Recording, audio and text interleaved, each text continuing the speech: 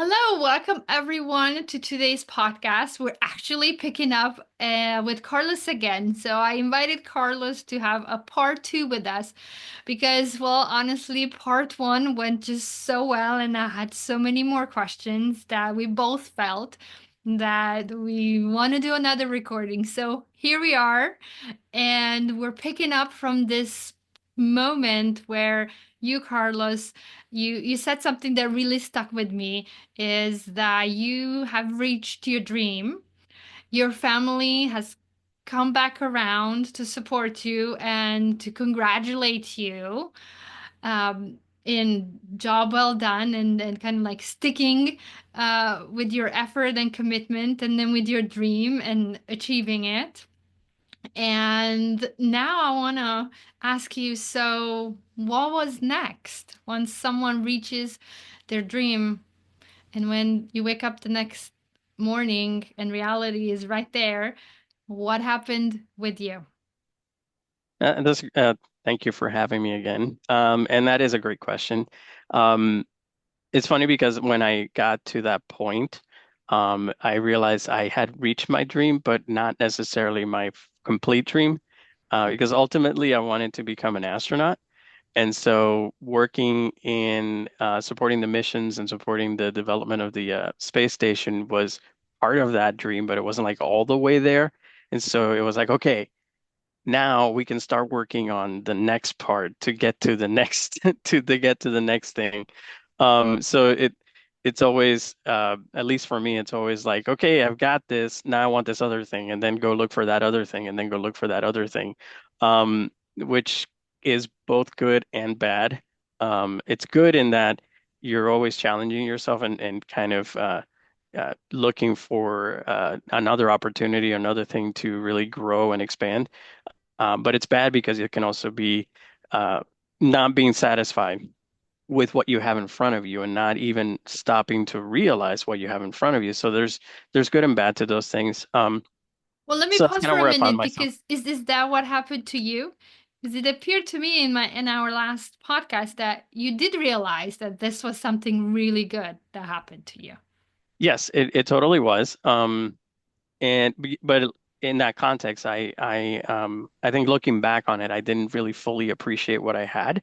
Um, and by my actions and activities after that were kind of in pursuit of kind of the next thing. What is the next thing? And so I was then looking for, more a more impactful role. I was working with some of the hardware for the space station, and I was responsible for some of the hardware for the space station. So I could have been satisfied with like, wow, you're this expert on this particular piece of hardware, or this particular element of the space station. But then as I started to understand how the pieces fit together for my part, I wanted more. Like I wanted to be responsible for more. And um, I think that kind of kickstarted me on my journey professionally towards eventually going into management and leadership because there was what I could do by myself was limited to the hardware that I had been assigned. So you were responsible for this box, that box. Um, That's right. and what you can do is relative to those individual boxes. But my technical lead was responsible for the entire subsystem that I was a part of. So he got to put all the pieces together and have this subsystem. But then our manager was responsible for all of the subsystems put together to define a system Um, of the space station. And then people above him were responsible for all of, say the avionics for the space station or all of the space station. And so there was this thing in my head that over time, crystallized into an interest in leadership is what if you could run the whole orchestra, right?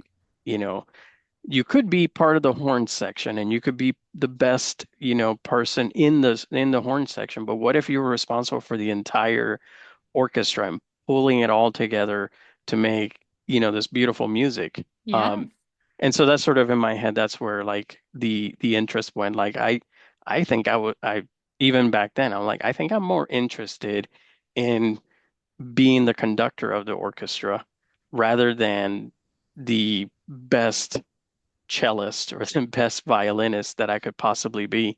Um, and that sort of then kickstarted another journey for myself. So even after I made it to my dream job of being, working on in space and having a role in human space flight, this new journey then began from there about, what do I need to do to get to, say that level of leadership. So let's pause here for a minute um, it, because engineers struggle sometimes with this decision of do I stay on the technical track or do I go into leadership? Listening to you, you made it so easy. You could just be, it sound like once it got so clear, okay, I'm responsible for this box and it's okay. Or do I want to be responsible for boxes and then the subsystem and then so forth? So, uh, when did it get so clear for you? And did you get some help? Because, as I said, some engineers don't get this clarity and maybe don't get the help. So, how did it happen to you? Can you give us maybe some tips, suggestions? Yeah. No, no, that's another really good question because I myself have mentored engineers and they've come to me at that crossroads of, well, do I stay technical? Do I go into leadership?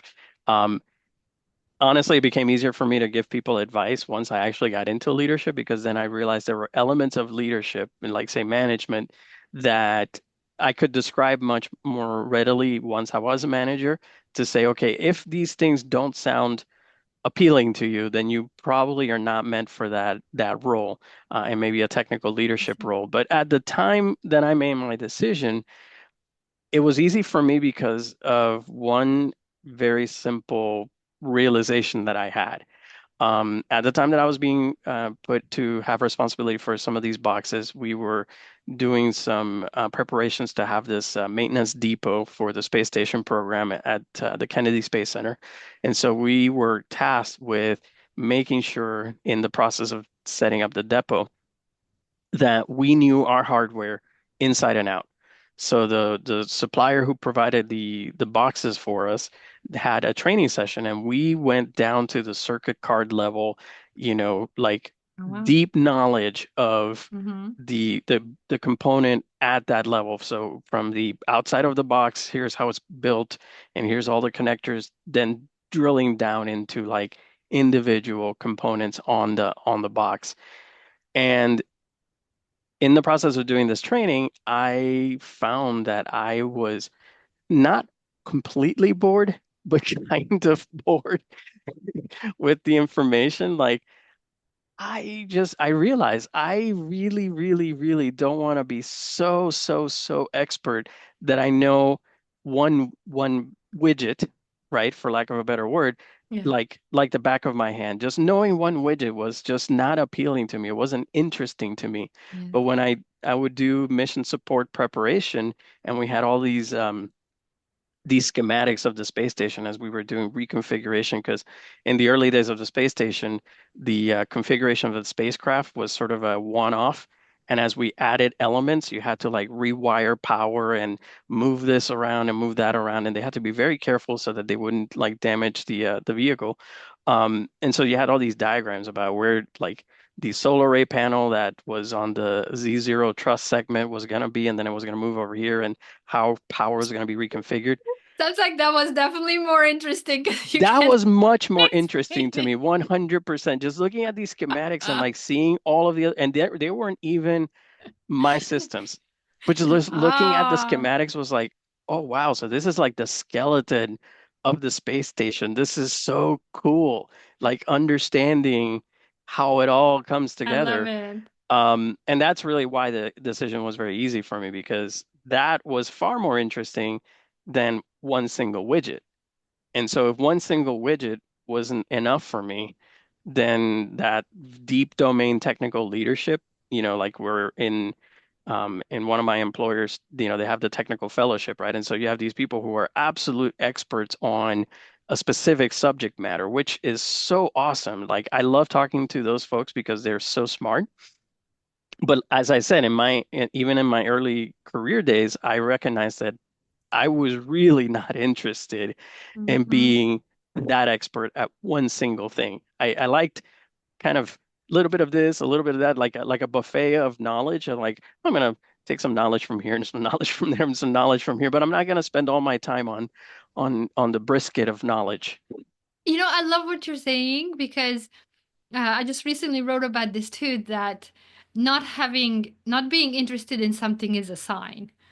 Again, it's that self-awareness of when something is not interesting, and this applies to when someone else is not interested and you're witnessing them. But when you're not interested, just in your case, that it's a sign of, okay, there's nothing wrong with me. Don't go there, no self-judgment. But it's the sign of, okay, well, what else am I interested in?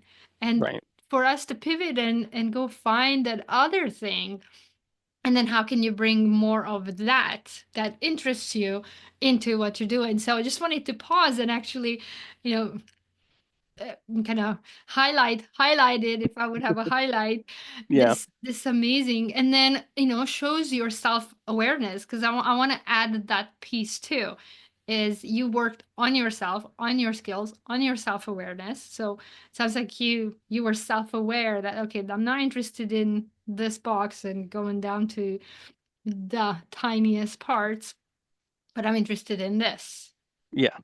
It totally was. And then over time I also had to learn the language of what that stuff was. So the people who were generating those schematics and stuff, like who gets to do that? Like, how do I get to go do those? I would like to make those schematics. And then coming to learn that, oh, well, that's the systems engineering organization because their role is going to be at sort of that big picture view of the space station. They rely on the individual systems and subsystems to be expert at that part, but they're kind of bringing the whole thing together. And I was like, oh, this sounds interesting to me. So I started to learn about this. It wasn't quite in one shot. As over time, I learned more about it. And on the occasions where I was given an opportunity to lead a cross-functional team, that those were also my initial exposures to this idea of maybe you're not the smartest person in the room, but if you can get all of the really, really smart people in the room to work together towards a common goal, then you can achieve some really amazing, incredible stuff. And so in those early opportunities where I was given that chance to, well, you're gonna have to work with this team and you're gonna have to work with that team and that team, and kind of bringing them all together and be like, okay, thank you for representing this organization or that organization. So here's what we need to get done to achieve, the test milestone. We were going to go do some testing, for example. They go, in order for us to achieve that test milestone, here's the things we're going to need to do. So I need, the person A to do this and person B to do that, and just kind of, sort of herding the cats and then leading them in a particular direction. And so um, I got an early taste for that in some of the projects that I was responsible for. And I found that I enjoyed that a lot. The orchestrating, again, going back to that Yes. orchestra Yes. sort of analogy, the orchestrating the concert, right? Bringing the musicians together. Here's what we're gonna play, and so off you go. And that's where I started in that on that journey, even at that early stage of my career. It's so beautiful as you say it, because conductors don't play music. Like, they don't have an instrument as of themselves. They have their hands, but there's no instrument in it. So it's like you're listening to others who are playing music. And I mean, how beautiful is that? Bringing a group of people together who are smart, intelligent, motivated, committed to quality, and then to to bring to bring them into a system that has an intention, a goal, um, and then support them to go and achieve it Hmm. individually, and then but understand we're doing it together. Yeah. I mean, I think that's what leadership is. Yeah, it is in many ways. And so that was how I started on that. I didn't really have a lot of, I had mentors, but not specifically towards the goal of leadership development. They were just more in general, broad terms of career mentoring and networking. So tell us a little bit more, because I think again people are maybe you're hearing, I need to have some leadership skills and some leadership coaching before I go into leadership. But you're saying you didn't have that side. So, what was something that your mentors gave you or mentors, coaches gave you that then helped you, be more self-aware, be a better decision maker, pay more attention to what you're interested in. So it's almost like they prepared you with the basics. Hmm. Yes, and I actually myself, as I said, when I coach and mentor others who are kind of interested in this, um, it's basically your foundation stuff, your foundation to leadership, starts with projects that you might be assigned to. So I always tell folks, look for the opportunity or ask for the opportunity to lead particular projects. There's and back when I was in moved from space to aviation and we were, doing production related stuff. Okay, we have this production related project that we have to ensure is going to be perfect, right? Because otherwise we will stop the production line and that's a bad Yeah. thing. And so let's say something like that exists, raise your hand and say, I would like to take that on, or make sure that your mentors are aware that you would like to have such kind of opportunities because those are your early stage opportunities and exposures to leading. Because the folks that are going to come together in that project are going to come from different disciplines, different areas, and they're going to have different perspectives and different points of view, also different levels of experience. Yeah. Um, and you have to figure out, as that project leader, you have to figure out how to work with them, how to engage with them, how to motivate them, and get the team moving in a singular path. You know, that the project itself may have a defined goal. We need to ensure that this item for production is designed, built, and ready for production by some date. Right. Yeah. However, every individual person on that team will likely have in their head a different idea of how you get there. And this person might say we should go that way, and this person may we should go that way. And Yeah. so trying to figure out how to bring all those different perspectives together, take the good with the bad, merge it all into a cohesive strategy that says this is how we're going to go do that. And thank you for your input over there, and thank you for your input over there. And those are early opportunities that I've told people gives them that initial exposure. Um, and certainly in a safer environment, Yes. because if eventually the project's going to be successful one way or another, even if management has to step in and take over for a person, but the project will be successful. But if that early career person in trying to run that project finds that they just do not like the process of quote unquote herding the cats, um, then usually when I say to them, Orchestrating. Maybe let's yeah, use that orchestra, word. or Orchestrating. conducting the music, Yes. um, I usually tell my mentees at that point, well, if that just wasn't your cup of tea, then more than likely leadership is not for you because by and large, that is leadership. That's your job. Mhm. And I could always use myself as an example when I got into management that is my job. I am seldom the person actually physically doing the work. I am more than often than not kind of trying to bring everybody together and move in a particular direction, and then just kind of keeping tabs on the overall progress of the thing. So if you bring together the musicians, you start the music, you keep, in time and kind of making sure that you're not Right. off, the notes are sour or that you're off. So that's an early stage, an early opportunity that engineer, if they're thinking about leadership, that would be one way to get, kind of dip your toe in the water and see if that is something that holds interest to you. And it has been, it has worked for a lot of my mentees because some of them have tried it and wow, that was terrible. That was the worst experience ever. Others were like, I enjoyed doing that. That was actually really fun being able to make that project come to life. And so perhaps leadership is for you if you enjoyed that process. So that would be my advice, and that either by volunteering or letting people know that you are interested in such opportunities should such opportunities arise. Um, because that's the other thing too. It's like you have to let people know Oh, yes. that you are Right. looking for an opportunity, because they don't usually fall from the heavens. And let's connect, the people are your mentors, your supporters, your allies, and these three groups of people are the ones that you choose for yourself. So, Hmm. those who are just starting their career, and you're thinking, okay, I don't know how to get a mentor, an ally, a supporter. Well, they don't just, stand around and with a sign saying choose me. It's you have to choose them. Hmm. And that's another discussion we can have of how you choose them.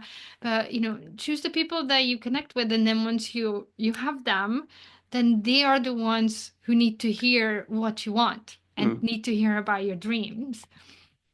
Yes, So 100%.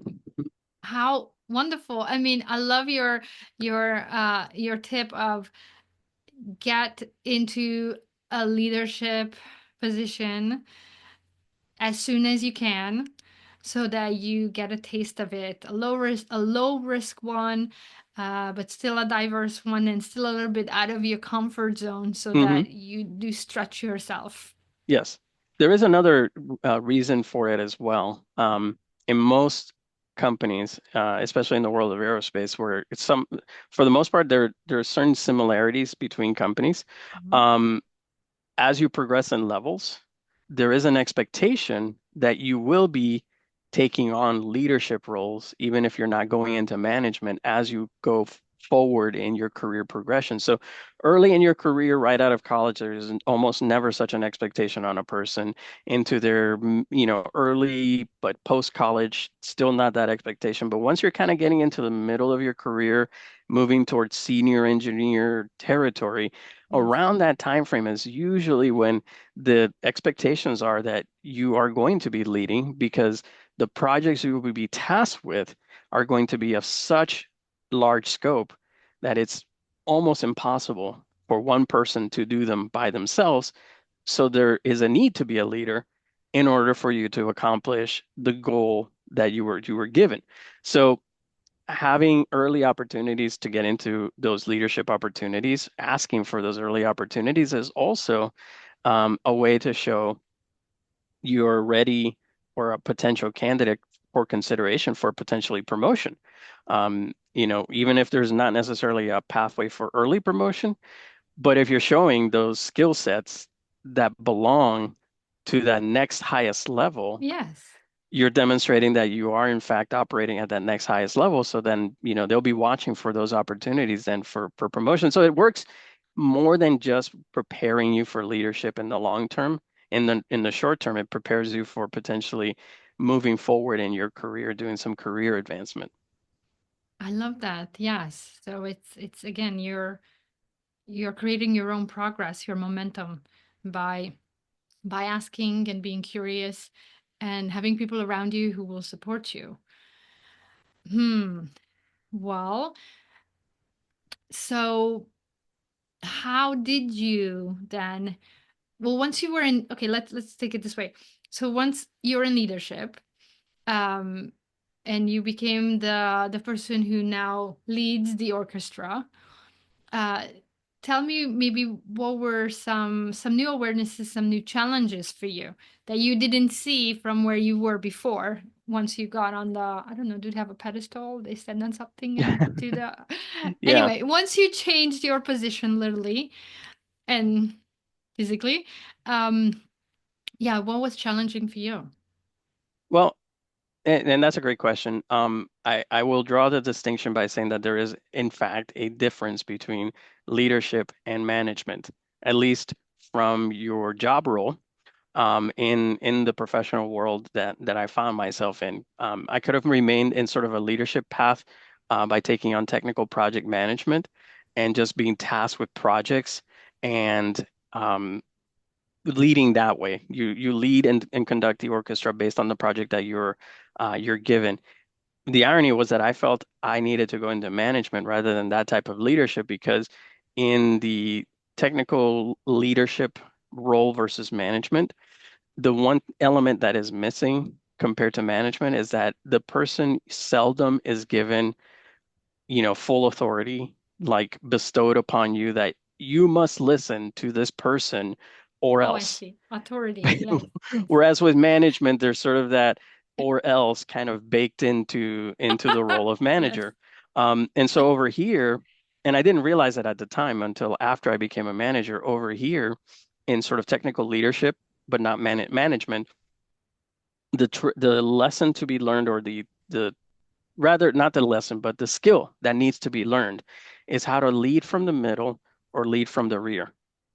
Because since you're almost never given authority, like, like the vice president of the company is not going to come down and say, okay, everybody in this group, you're going to have to do what this person So, says, right? yes. Because Yes. back then, my idea of leading was sort of more like the military.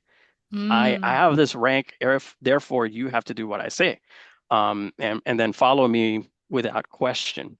And what Yes. I didn't realize is that the skill set that you really, really need to develop in that world is the one where you lead from the middle or you lead from the rear. So you can find a way to lead the project without the project knowing that you're leading it. So getting to talk to the people, understanding their Yes. perspective, and then, well, what if we tried this or what if we tried that, and just kind of sort of throwing ideas out there and kind of seeing if the ideas coalesce, and then using that to move the process forward. And that's definitely far more of herding the reluctant cats than over in the management world. But it is an absolutely hugely important skill set, and it does transfer over to management. And then in turn, when I got into management and discovered that, number one, management military style, like in the movies, was absolutely the pathway to failure.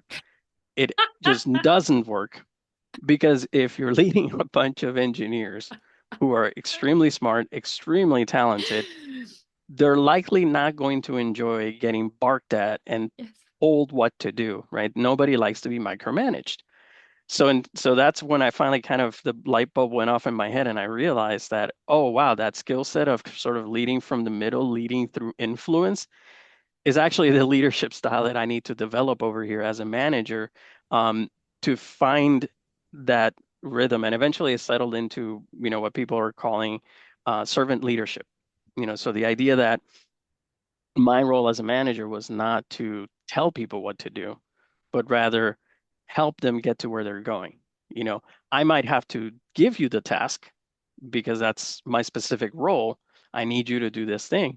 But then after that, take a step back, let that person find their way, and just kind of run along with them, like, like a parent as they're teaching a child to ride a bike. How can I help you? What can I do to make you to allow you to be successful, not make you successful, but allow you to be successful, right? So Yes. rather than telling that person what to do, it's I trust you, I have faith in you, and how can I help you succeed? And it took me a while to figure that out. But that's definitely one of the distinct differences between the two. And then the other one um, is the one that you can't be taught and cannot be trained, which is the stuff around performance and performance reviews and having those conversations with people. Um, Very, very difficult. And my very first experience as a manager, I became a manager almost immediately around the time frame when performance reviews had to happen. And Mm. so they You handed just, me this team. You have to go do performance reviews. oh, I don't know how to do performance reviews. Somebody help me. And it was just this absolute horrific panic and just scrambling because how do you tell a person who's been doing a certain job for a bunch of years and you just walked in the door and you're going to tell them, well, I don't think you're performing to the expectations. Like, who are you to tell me that? So that's very difficult. That is something that when I have my mentees, I tell them, okay, if that the idea of having those kinds of conversations is just something that you want to run away from, the management is probably not for you because that is part of the job. so how did you manage through that? Because you didn't run away, you stayed, and despite that first occasion that sounds like it was a horrible experience, you stayed and you did it again. So what was between the horrible experience and the doing it again and maybe doing it better? No, how did you improve? Well, that is definitely an area where peers, so mentoring, coaching, seeking help from others, that Okay. was an area where I absolutely needed to do that and benefited from that. So I sought out a peer who obviously had been a manager for longer than I had, and seemed much more comfortable with the process than I was. And he looked like he had it together. And I just humbly, please help me. How do you do this? There was no training for this. And he's like, no problem. And he had actually all these slides and all these things that he had, developed or found over the Oh, years. wow.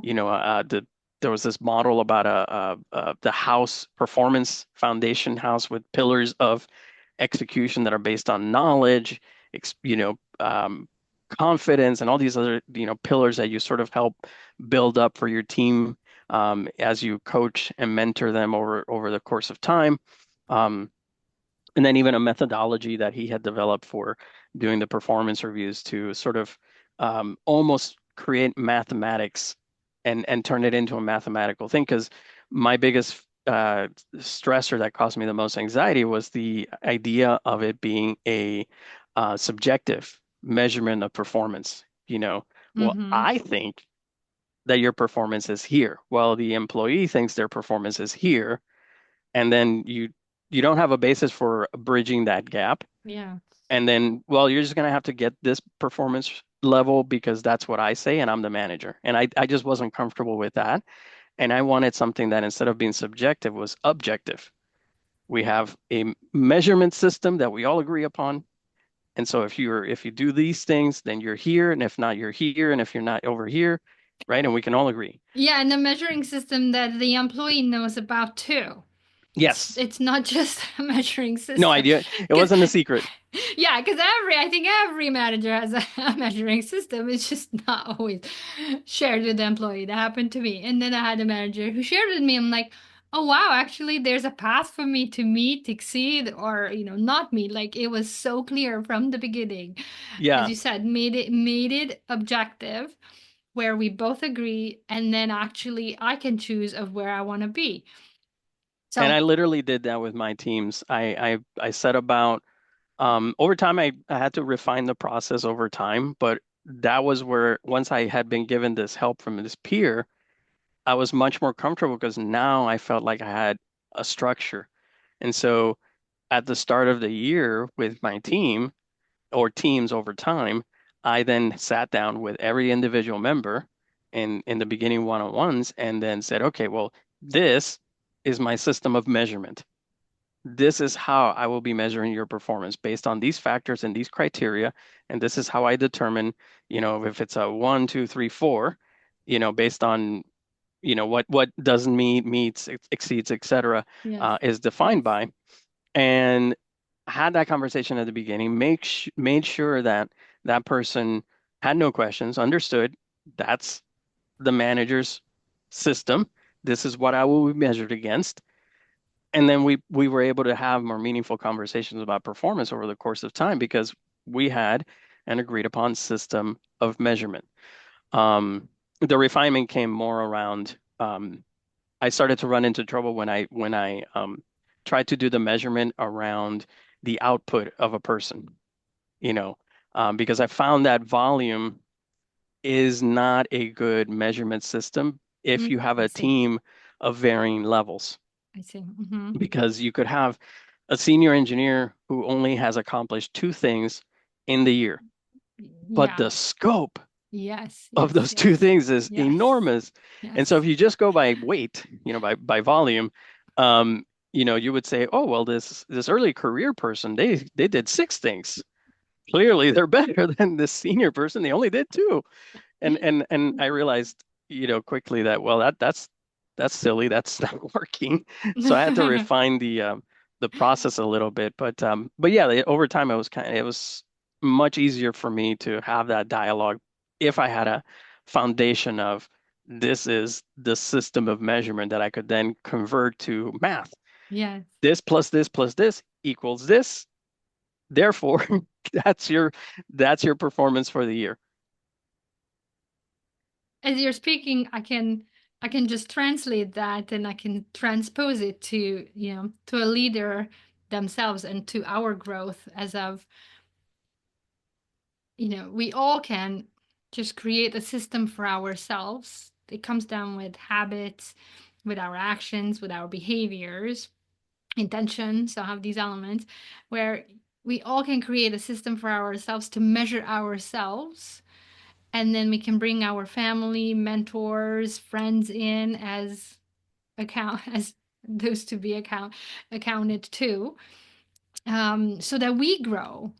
So I wonder, what system have you created for yourself where you hold yourself accountable, where you also grow, take risks, and just, keep leveling up on top of the levels that you're climbing on? That's yeah, good question. It's interesting because there's two sides to that. There's a sort of personal system that you have sort of in yourself. And for me, that is trying to be true to my internal ethics, my internal system of beliefs, and my internal values, right? So, did I treat people with respect? Did I do my best to, if I was in a hiring situation, to potentially give opportunities to folks that might be underrepresented? Did I, do my level best in that regard? When managing my team, did I do my best to help people who were struggling? And try to help them out, try to bring out the best in them? Did I give opportunities to people for growth and development? So those are kind of internal measures for myself against my own internal value system. And then I have the measure that I create every job based against what are the expectations of the role I am in and potentially the next role in my career. Um, and so even at the onset, where am I against these two standards? Oh, well, it turns out that most of what I do already is really over here at the next highest level. Okay, great. What are the missing pieces that would then show my management, my leadership, that I'm ready potentially for that next opportunity when that next opportunity presents itself? If I'm more over here where I'm supposed to be good, because I'm not below level, but then you start mentally mapping to that next highest level. Like, how do I bring, so, if you're going from manager to say a executive or a director or something like that, right? At that next highest level, you're no longer thinking tactically and thinking strategically, sort of big picture. Where's the business going? Where is the company going? Where's the organization going? So start thinking about then, if I need to show and demonstrate that strategic level of thinking, how do I do that? Where can I have that opportunity or create that opportunity, perhaps at when there's an offsite and all the other leaders are together, offer some ideas, offer some suggestions, and kind of raise your hand and volunteer to take on things. Um, and so those are the two sort of measures that I have, right? There's the this is what the company is Mm-hmm. looking for, and this is what I kind of need to use as my North Star from a career progression perspective. Yes. But then there's my internal system of values, and that one is my North Star to how I treat others, how I manage a team, and how I just operate within the company. If there's anything that over here I need to do that violates this system here, my core beliefs, then I might be in the wrong place, because these things shouldn't be ever sacrificed for the sake of this other thing. Mm. Thank you for saying that, because I hold that belief too. And that the part that you're talking about with the career is, it's gonna make it easier and more fun to progress in our career when we have our values and belief systems figured out.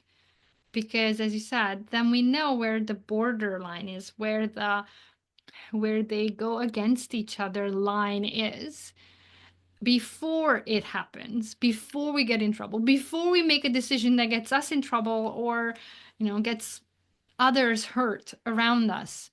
So thank you for saying that, and um, give us, maybe a closing thought of how would someone start putting this part together, the values, the beliefs, the ethical part. Do you write it down? Did you write it down? Did you work with the coach, with the mentor? You know, tell us more about this. Sure. I honestly don't have it written down. It's sort of internal. But on occasions here and there, I've had to write it down. Whether doing a class around leadership, where they talk about more the theory of leadership, or they talk about servant leadership. Mhm. Usually in those kinds of classes, there'll be opportunities to like talk about your value system and talk about what you consider to be, the most important. Mine was sort of grew organically within me over the course of my career, partially as a response to bad managers that I had. And so basically, I started creating a system where if I ever get an opportunity to be a manager, these are the things to not do. So Yeah. sort of have an internal list of these are the don't do things. If I do the opposite of these things, I should be fine. And then for the few managers that I had that I thought were really good, I should also make sure that I'm doing these things because these are really wonderful things that I resonated with and totally helped me out. And so that's sort of how that sort of started to grow organically. The ethics stuff really is something that we carry from our childhood and our developmental years and the community that we come from. There is already a value system that is instilled in us Yes. from an early age. There'll be some variations on that because of our particular personality. If you're a person whose particular personality is more leans more towards nurturing or being empathetic, and understanding how other people are feeling, you'll naturally gravitate towards, potentially within your value system, the do almost like a doctor, do no harm. I don't Yeah. wish to harm another because I understand how that feels and I don't want to cause that harm to another person. So that's where some of those ethics come from. It's really more your value system from where you came from and where you grew up. And as you enter into the workforce, then as you sort of match it to the things that you learn as a professional, that's then creates a sort of thing. So like I said, I didn't per se write it down, but it is a combination of experiences that I had in my career that both helped me and hindered me. And then, of course, my personal values that come from my community of origin and my upbringing, that then combine to form that sort of internal compass of these are the things that I will not negotiate on or I will not compromise on. Yes, folks, remember that those occasions that didn't feel so good, maybe you counted as failures or that you failed, can be turned around and be part of your core values. As you said, Carlos, I don't want to be like that person. I don't want to do like that person. So And it it's not is. always negative, I will say. I know we talked about this at the first episode, if you will. Um, but when I was coming into my career, I'd never had people help me out. There was never that hand reaching through the door to help pull me in through the door. And so one of the beliefs that I have internalized over time because of that experience is I want to be that hand reaching through the door to pull someone through. And so I seek out opportunities to to make a difference in that way.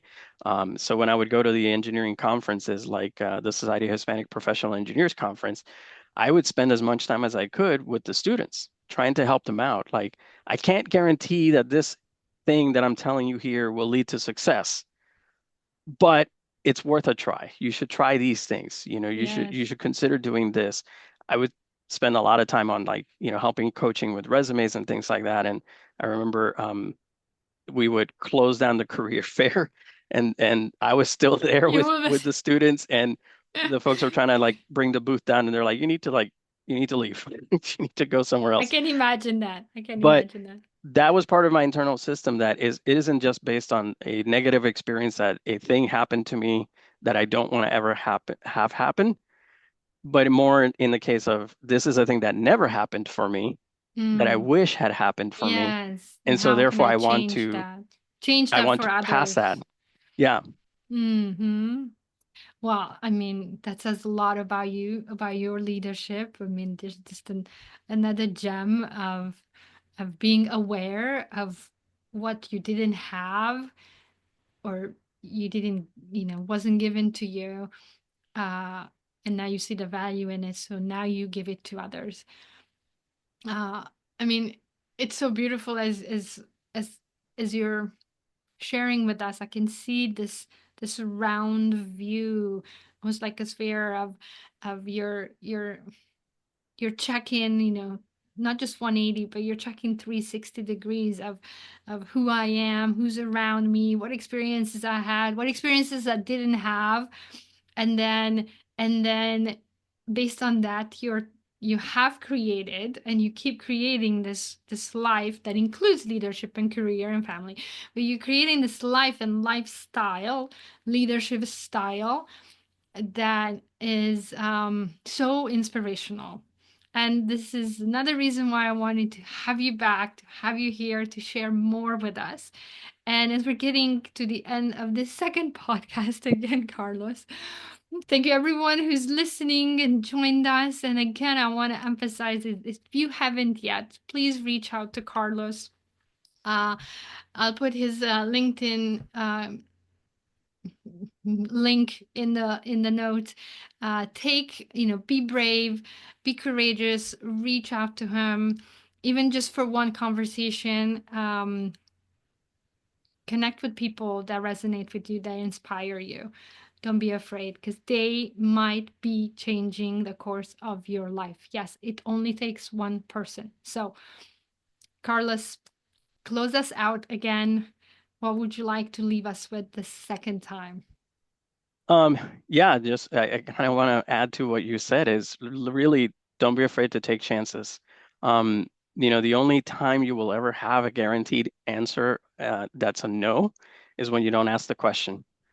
So ask the question, and if the answer is no, then either find the pathway to get to yes or try something else. But if you don't try, you'll never know. And you will never reach your dream.